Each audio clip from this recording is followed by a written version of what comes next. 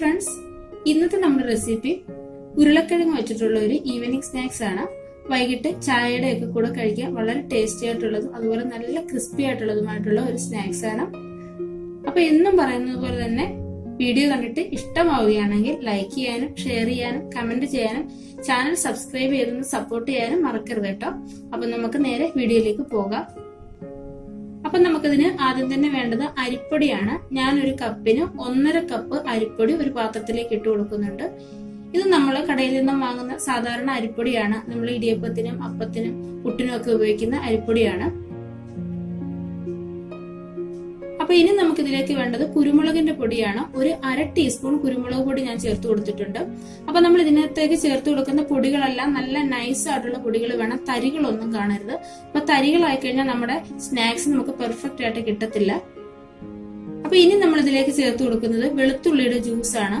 കുറച്ച് വെളുത്തുള്ളി ഞാൻ മിക്സിയിലിട്ടൊന്ന് അടിച്ചെടുത്തിട്ട് അതിന്റെ ജ്യൂസ് മാത്രം ഒന്ന് അരിച്ചെടുത്തിട്ടുള്ളതാണ്. അപ്പൊ ഞാൻ നേരത്തെ പറഞ്ഞല്ലോ ഇതിനകത്ത് നമ്മൾ തരികളൊന്നും കാണരുത്, അതുകൊണ്ടാണ് ഞാൻ അതിന്റെ ജ്യൂസ് മാത്രം ചേർത്ത് കൊടുത്തത്. അപ്പൊ ഇത് നമുക്ക് ഇതിലേക്ക് ചേർത്ത് കൊടുക്കാം. ഇനി ഇതിലേക്ക് ഒരു 1/4 ടീസ്പൂൺ മുളക് പൊടി ചേർത്ത് കൊടുക്കുന്നുണ്ട്. കാശ്മീരി ചില്ലി പൗഡർ ആണ് ചേർത്ത് കൊടുത്തേക്കുന്നത്. അതിന്റെ കൂടെ തന്നെ ഒരു 1/4 ടീസ്പൂൺ കായപ്പൊടി ചേർത്ത് കൊടുക്കുന്നുണ്ട്. കായത്തിന്റെ കട്ടയാണെന്നുണ്ടെങ്കിൽ അത് കുറച്ച് ചൂടുവെള്ളത്തിൽ ഇട്ടിട്ട് അതൊന്ന് അലിയിച്ചെടുത്തിട്ട് അതിന്റെ ആ ജ്യൂസ് ഒന്ന് ചേർത്ത് കൊടുത്താൽ മതി. ഇനി ഇതിലേക്ക് ആവശ്യത്തിനുള്ള ഉപ്പ് ചേർത്ത് കൊടുക്കാം. എന്നിട്ട് നമുക്ക് ഈ പൊടികളെല്ലാം നല്ല രീതിയിൽ നന്നായിട്ടൊന്ന് മിക്സ് ചെയ്ത് കൊടുക്കാം. എല്ലാം കൂടി നല്ലതുപോലെ എല്ലാ ഭാഗത്തും ആകുന്ന രീതിയിൽ നന്നായിട്ടൊന്ന് മിക്സ് ചെയ്ത് കൊടുത്തിട്ട് നമുക്ക് ഇതൊന്ന് സൈഡിലോട്ട് മാറ്റി വെക്കാം. നമുക്ക് വേറൊരു പരിപാടി ചെയ്യാനുണ്ട്. ഇനി ഞാനിവിടെ കുറച്ച് ഉരുളക്കിഴങ്ങ് ഒന്ന് കുക്ക് ചെയ്ത് വെച്ചിട്ടുണ്ട്. ഇത് ഉരുളക്കിഴങ്ങ് നന്നായിട്ട് കഴുകിയിട്ട് കുറച്ച് വെള്ളം ഒഴിച്ചിട്ട് കുക്കറിലിട്ട് 2 വിസിൽ വരുന്നത് വരെ ഒന്ന് കുക്ക് ചെയ്തെടുത്തിട്ടുള്ളതാണ്.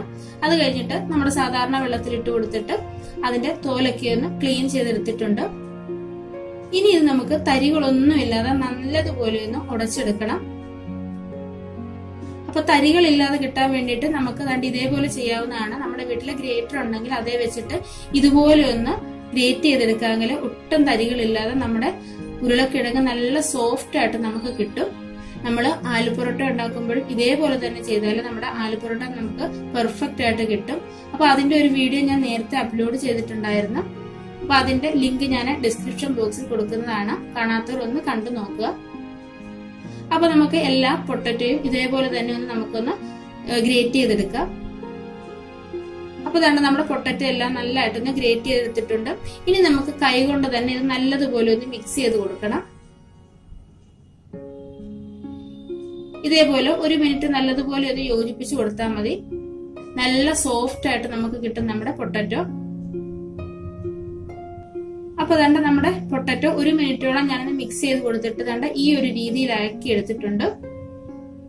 പൊട്ടറ്റോ ഒക്കെ ചേർത്ത് കൊടുക്കുന്നതുകൊണ്ട് തന്നെ നല്ല ഹെൽത്തിയുമാണ്, നല്ല ടേസ്റ്റിയുമാണ്. അത് കുട്ടികൾക്കൊക്കെ ഒരുപാട് ഇഷ്ടപ്പെടുകയും ചെയ്യും. ഇനി നമ്മൾ നേരത്തെ തയ്യാറാക്കി വെച്ചേക്കുന്ന അരിപ്പൊടിയിലേക്ക് ഇട്ട് കൊടുക്കുക. ഇപ്പൊ ഞാൻ ഇതിന്റെ പകുതി മാത്രമേ ഞാൻ ചേർത്ത് കൊടുത്തിട്ടുള്ളൂ, ബാക്കി നമുക്ക് പിന്നീട് ചേർത്ത് കൊടുക്കാം. ഇനി ഇതെല്ലാം കൂടി നല്ലതുപോലെ ഒന്ന് മിക്സ് ചെയ്ത് കൊടുക്കണം. നമ്മളിപ്പോ ഇതിനകത്ത് വെള്ളം ഒന്നും ഒഴിക്കരുത്. നമ്മുടെ ഈ ഉരുളക്കിഴങ്ങിന്റെ മിക്സ് കൊണ്ട് തന്നെ നമ്മുടെ ഈ അരിപ്പൊടി നല്ലതുപോലെ നമുക്ക് നനച്ചെടുക്കണം. അപ്പൊ നമ്മുടെ മാവെന്ന് പറയുന്നത് നല്ലതുപോലെ നല്ല ടൈറ്റ് ആയിട്ട് തന്നെ വേണം ഇരിക്കാൻ. അതുകൊണ്ട് നമ്മൾ ഒന്നിച്ച് ഉരുളക്കിഴങ്ങിന്റെ മിക്സ് ഇട്ട് കൊടുക്കരുത്. കുറേശ്ശെ ഇട്ട് കൊടുത്തിട്ട് അതിന് എത്രത്തോളം വേണമെന്ന് വെച്ചാൽ അതിനനുസരിച്ച് നമ്മൾ ഇട്ട് കൊടുത്താൽ മതി കേട്ടോ. അപ്പൊ ദാണ്ട് എല്ലാം കൂടെ മിക്സ് ചെയ്തിട്ട് ദാണ്ട് ഈ ഒരു രീതിയിലാക്കി എടുത്തിട്ടുണ്ട്. ഞാൻ ബാക്കിയുള്ളതും കൂടെ ഇതിലേക്ക് ചേർത്ത് കൊടുത്തിട്ടുണ്ടായിരുന്നു. അപ്പൊ അതെല്ലാം കൂടെ മിക്സ് ചെയ്തപ്പോഴാണ് ദാണ്ട് നല്ലതുപോലെ നമ്മുടെ മാവ് നല്ലതുപോലെ നനഞ്ഞു കിട്ടിയത്. ഇനി നമുക്ക് കുറച്ച് വെള്ളത്തിന്റെ കുറവുണ്ട്. അപ്പൊ ഇതിലേക്ക് തന്നെ നല്ല തിളച്ച വെള്ളമാണ് ഒഴിച്ചു കൊടുക്കുന്നത്.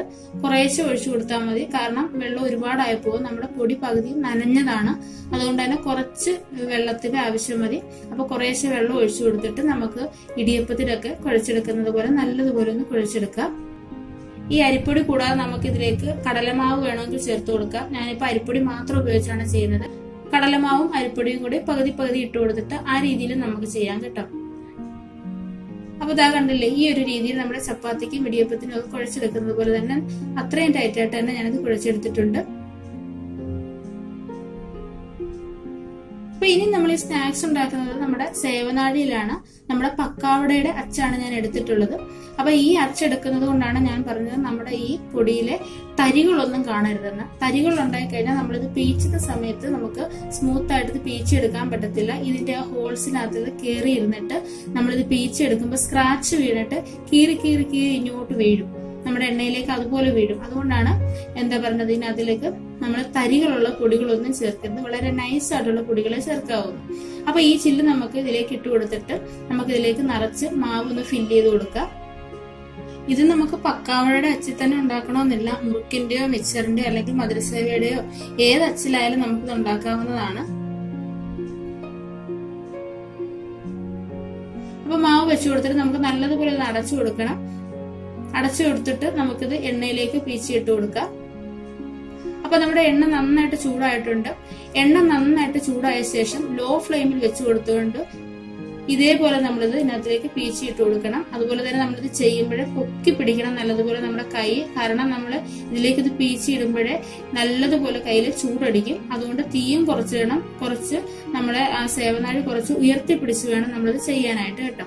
അപ്പൊ തന്നെ ഞാൻ ഒരു പ്രാവശ്യത്തെ ഇത് ഇട്ട് കൊടുത്തിട്ടുണ്ട്. ഇത് നമുക്കൊന്ന് മൂപ്പിച്ചെടുക്കാം. ഒരു മീഡിയം ഫ്ലെയിമിൽ ഇട്ട് വേണം നമ്മളിത് മൂപ്പിച്ചെടുക്കാനായിട്ട്. ലോ ഫ്ലെയിമിലും ഇടരുത്, ഹൈ ഫ്ലെയിമിലും ഇടരുത്. ലോ ഫ്ലെയിമിൽ ഇട്ട് കഴിഞ്ഞാൽ നന്നായിട്ട് എണ്ണ പിടിക്കും.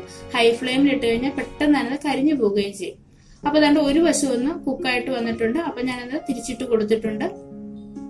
ഇത് ഒരുപാട് മൂപ്പിച്ചെടുക്കേണ്ട ആവശ്യമില്ല, കാരണം നമ്മൾ ഇത് കോരി വെച്ച് കഴിയുമ്പോഴേ കുറച്ചുകൂടി ഇരുന്ന് നല്ലതുപോലെ ഇത് മൂത്ത് കിട്ടും. അതുകൊണ്ട് ആ ഒരു പരുവത്തിന് മാത്രമേ നമ്മളിത് കോരി എടുക്കാവൂ. ഒരുപാട് മൂത്തിട്ട് കോരി എടുക്കാനായിട്ട് ഇരിക്കരുത്. നല്ലതുപോലെ ഇത് ക്രിസ്പി ആയിട്ടൊന്ന് വന്നിട്ടുണ്ടെന്ന് തോന്നുമ്പോൾ തന്നെ നമ്മളിത് കോരി എടുക്കണം. ഇതാ കണ്ടല്ലേ, ഈ ഒരു പരുവായിട്ടുണ്ട്. ഞാനപ്പോൾ ഇത് കോരി മാറ്റുകയാണ്. എന്നിട്ട് നമുക്ക് ബാക്കിയുള്ളതും കൂടി ഇതേപോലെ തന്നെ ചെയ്തെടുക്കാം. അപ്പൊ ഇതാ കണ്ടില്ലേ, നമ്മുടെ സ്നാക്സ് എല്ലാം ഞാനിവിടെ ചെയ്തെടുത്തിട്ടുണ്ട്. ഞാനിത് അതേ രീതിയിൽ തന്നെ വെച്ചിട്ടുണ്ട്.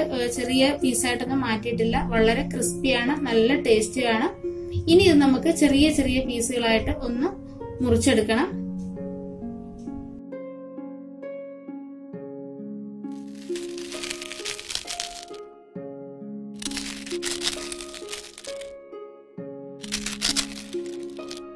അപ്പൊ അതാ നമ്മുടെ സ്നാക്സ് എല്ലാം ചെറിയ ചെറിയ പീസസ് ആക്കി മാറ്റിയിട്ട് ഞാനൊരു പാത്രത്തിലേക്ക് മാറ്റിയിട്ടുണ്ട്.